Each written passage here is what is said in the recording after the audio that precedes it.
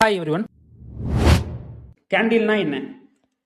Forex ட்ரேடிங்கில் இருக்க எல்லா ட்ரேடும் first பார்க்கறது கேண்டில்ஸ் தான். ஸோ ஃபாரெக்ஸ் ட்ரேட் மட்டும் கிடையாது, ட்ரேடிங்னு ஒரு மெத்தட் உள்ள ட்ரேடிங்னு ஒன்று உள்ள வந்துட்டாவே அவங்க ஃபர்ஸ்ட் பார்க்கறது வந்து கேண்டில்ஸ்னா என்னன்னு தான். ஸோ சார்ட்ல இருக்கிற இந்த சின்ன சின்ன கேண்டில்ஸ் தான் ஃபுல் மார்க்கெட்டோட ஸ்டோரியவே சொல்லும். ஸோ இதை வச்சு தான் நம்மளால ட்ரெண்டு, எக்ஸிட், என்ட்ரி எல்லாமே கால்குலேட் பண்ண முடியும். ஸோ அப்போ கேண்டில்னா என்னன்னு நிறைய பேருக்கு தெரியாது. கேண்டில் என்னன்னா பர்டிகுலர் டைம்ல ப்ரைஸ் எப்படி மூவ் ஆகுது அப்படின்றத விசுவலா ரெப்ரசென்ட் பண்ணி காட்டுறது தான் கேண்டில். கேண்டில்ல மொத்தம் 4 திங்ஸ் ரொம்ப ரொம்ப இம்பார்ட்டன்ட். என்னன்னா high, low, open and close.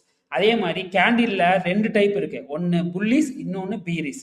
So pulleys candle example இப்போ பார்க்கலாம். ஸோ இந்த ப்ரைஸ் எப்படி மூவ் ஆகுது அப்படின்னா ஃபர்ஸ்ட் எடுத்துனே இந்த ப்ரைஸ் இங்கே ஓப்பன் ஆயிடுச்சு.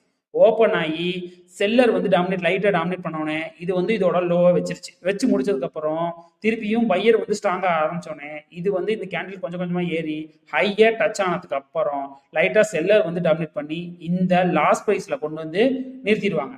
ஸோ அதுதான் க்ளோசிங் ப்ரைஸ். இப்படி தான் ஒரு green candle, pulleys candle create ஆகுது. புல்லிஸ் கேண்டில், கிரீன் கேண்டில் ரெண்டுமே வந்து பார்த்தீங்கன்னா பையர் வந்து ஸ்ட்ராங்காக இருந்தால் மட்டும்தான் இது கிரியேட் ஆகும். ஸோ ரெண்டாவது பீரிஸ் கேண்டில் எக்ஸாம்பிள் பார்க்கலாம். பீரிஸ் கேண்டில் எப்படி கிரியேட் ஆகுது அப்படின்னா ஃபர்ஸ்ட் ஓப்பன் ஆன ப்ரைஸ் ஓப்பன் ஆனவுடனே உங்களுக்கு வந்து செல்லை லைட்டாக டாமினேட் பண்ண ஆரம்பிப்பாங்க. அதோட ஹையை வந்து போய் வச்சுட்டு அதுக்கப்புறம் என்ன பண்ணும் அப்படின்னா கொஞ்சம் கொஞ்சமாக செல்லர் வந்து ஸ்ட்ராங் ஆகி அதோட லோவை டச் பண்ணிடுவாங்க. டச் ஆனதுக்கு அப்புறம் லைட்டாக இப்போ செல்லர் கொஞ்சம் கொஞ்சமாக கம்மியானதுக்கு அப்புறம் அது வந்து க்ளோசிங் ப்ரைஸ் கிட்ட, ஐ திங்க் லாஸ்ட் ப்ரைஸ் கிட்ட போய் முடிஞ்சு க்ளோஸ் ஆகிறது தான் பீரிஸ் கேண்டில். வந்து ரொம்ப ரொம்ப இம்பார்ட்டன்ட். ஒன்று வந்து க்ரீனாக இருந்துச்சுன்னா அது வந்து பையர் வந்து ஸ்ட்ராங்காக இருக்காங்க, அது புல்லிஸ் கேண்டில். ரெட்டாக இருந்தது அப்படின்னா அது வந்து செல்லர் வந்து ஸ்ட்ராங்காக இருக்காங்க, அது பீரிஸ் கேண்டில். ஸோ கேண்டிலில் ரெண்டு வந்து இம்பார்ட்டன்ட் என்னன்னா ஒன்று வந்து பாடி, இன்னும் வந்து விக்குன்னு சொல்லுவாங்க. இப்போ எக்ஸாம்பிள் இது வந்து பாடி. ஸோ இந்த பாடி வந்து எவ்வளோ பெருசு, ஐ திங்க் அதிகமாக பெருசாக இருந்தது அப்படின்னா அந்த மொமெண்டம் வந்து ஸ்ட்ராங்காக இருக்குன்னு அர்த்தம். இப்போ எக்ஸாம்பிள் க்ரீன் கலர் இருந்தால் பையர் ஸ்ட்ராங்கு, ரெட்டில் இருந்தால் செல்லர் வந்து ஸ்ட்ராங்கு. இப்போ எக்ஸாம்பிள் வேற கேண்டில் காட்டுறேன், லைட் சார்ட்ல இருக்க கேண்டில் காட்டுறேன். ஸோ இந்த கேண்டில் பாருங்க. ஸோ இந்த கேண்டில் வந்து பார்த்தீங்கன்னா உங்களுக்கு விக்கு தான் பெருசாக இருக்குது, பாடி சின்னதாக இருக்குது. அப்போ இது வந்து செல்லர் வந்து வீக்காக இருக்காங்க. இது வந்து என்னன்னா செல்லு வந்து ரிஜெக்ட் ஆகிட்டு பைக்கு மாறுறத இண்டிகேட் பண்ணி கொடுக்கும்.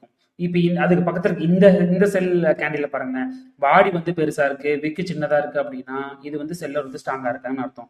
ஸோ விக்குன்றது என்னன்னா இது லோவில் கிரியேட் ஆச்சு அப்படின்னா செல்லு வந்து ரிஜெக்ட் ஆகிறோன்னு அர்த்தம்.